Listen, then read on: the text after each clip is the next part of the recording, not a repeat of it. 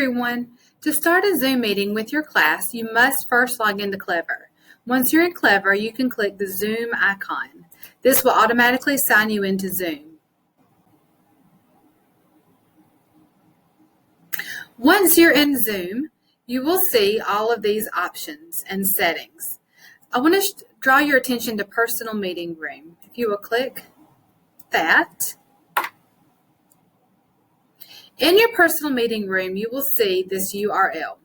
I recommend that you use this URL for every single Zoom meeting. Every meeting, you will go to Personal Meeting Room and start your meeting from here. That way, you can post this URL in your Google Classroom and it doesn't change. You'll use the same URL for every class period for every Zoom meeting. And you'll control when your Zoom is open and when it is closed. So, once you are ready to start your Zoom meeting, you will go to Personal Meeting Room and then Start Meeting. Once your Zoom is open, you want to open up your participants and your chat windows. Your participants will show you who all is in your Zoom meeting. You can see that right now I'm the host. I've started it. I can mute my microphone here, or I can mute my microphone down here. If you're using your lanyard mic with your computer, you can click this arrow and make sure that that microphone is selected. You can also show your video here. It's not showing mine because Loom is using my video to record this. Okay, so I have started my Zoom and I have a student in the waiting room. As your participants join your Zoom, they must go through the waiting room first. That's where they're routed. And then you will admit them. You see I'm hovering over the name. I can see admit or remove.